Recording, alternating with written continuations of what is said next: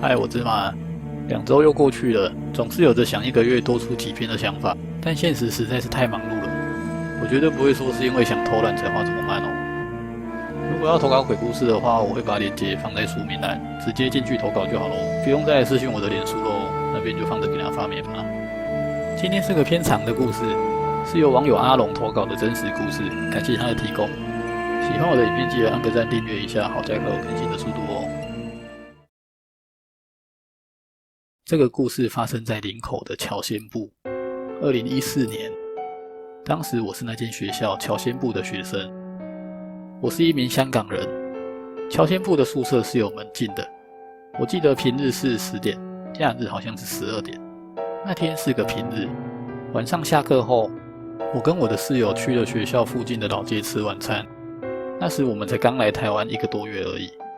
吃完晚餐已经9点多了，我的室友们都准备赶回宿舍点名，而我发现我的手机的电话卡出了问题，无法上网。你们先回去吧，我要去电信弄一下我的卡，可能要弄比较久，不用等我了，免得大家都迟到了。室友们便自己先骑脚踏车回学校了，而我自己一个人骑着脚踏车到电信的门市。林口是个比较偏乡下的地方，估计是因为比较晚了，老街上的人已经不多了，而我也是门市的最后一位客人。门市人员要帮我处理，还晚下班，真的十分感谢他们。而我离开电信门市时，已经10点了，点名也已经迟到了，所以我就以飞快的速度骑回学校。再往回去的话，我可能连大门都进不去。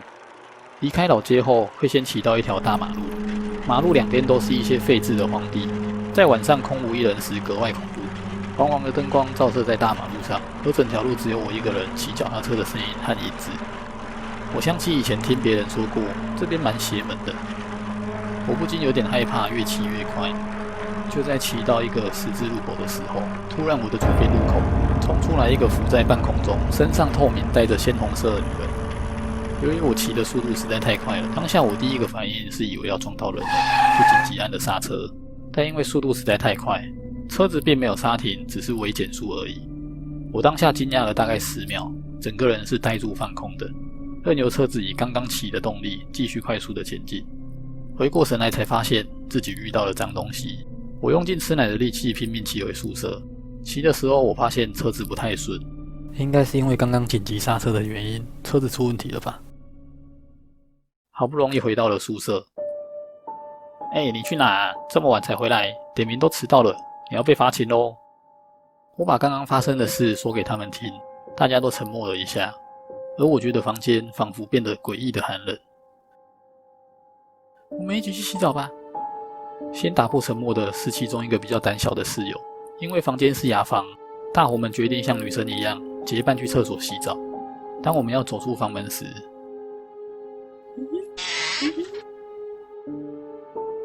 干嘛站着不动？刚刚有一个女生的笑声，我正要转开门时，门自己开了，而且我确定门是有锁的。白痴哦，很可怕，不要闹啦！谁跟你闹啊？这时我们都知道遇到脏东西了，但澡还是要洗，就硬着头皮去厕所了。后面倒是没什么奇怪的事情发生，一群男生嘛，聊一下天，打一下屁，很快就忘了刚刚的事情。直到睡觉时，我才发现事情没那么简单。我是浅眠体质的人，晚上稍微有点声音我就会醒一下，因为我是1号床位，我们的床在上面，桌子在下面，从我的床上是可以直接看到门的。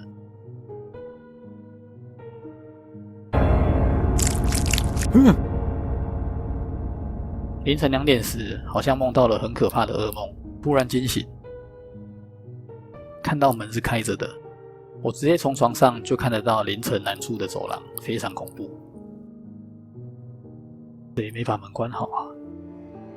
我下床把门关上，锁好后回到床上继续睡觉。过了没多久，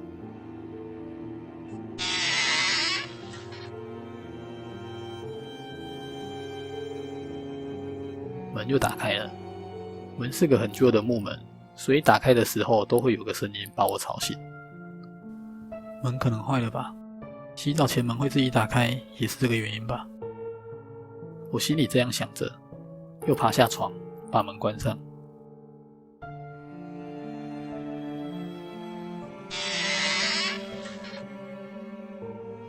锁着的门又被打开了，好烦啊！我下床把房间的桌椅都搬出来，室友的也被我拿走，我连行李箱都拿出来顶着房门。这次就算没锁紧，也不会开门了吧？我把门顶好后，松了一口气，正准备回床上时，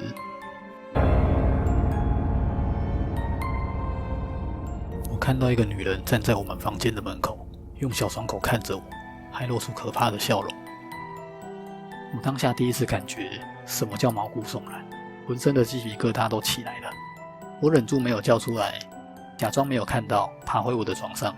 我面向墙壁，头完全不敢转去门的方向。虽然闭着眼睛，但过了好一段时间，才终于睡着。到底是谁把房门堵住，出不去了？白目哦！我要上厕所啦！醒来时已经是早上7点半，我被室友的说话声吵醒了。我起身后望向门的方向，门居然就被打开了一点点，大概开了10公分。门后的桌椅跟行李被推开了一点点，仿佛是有人在门外死命推着想进来。看来因为门后的东西真的太多了，应该没有进来吧。我帮室友把东西都搬走，解释了一下情况后，我们就去上课了。当天下课后，我的室友都建议我去庙里拜拜。林口有一间观音寺，听说很灵验。拜完后，我找到了庙公，说明了来龙去脉。还好你来得早，你被跟了，而且还是怨气很重的女鬼。再晚点来，你可能会出大事了。庙公告诉我，是那天晚上骑脚踏车的时候被冲到，之后他就坐在我的后座上，跟着我回宿舍了。难怪那时候感觉车特别难骑，原来多载了一个。观音寺正气重，那女鬼进不来，所以现在暂时没有跟在你身后，她在山下等着你。那怎么办呢？庙公给了我一个护身符，你最近都要带着这个护身符，一会下山时赶快走，他就找不到你了。他不会回宿舍找我吗？他是跟着你的阳气找你的，所以最近一定都要带着护身符，听见没？之后我就再也没有遇到怪事了，而这个护身符一直到我大学毕业回香港，我都还一直放在身上。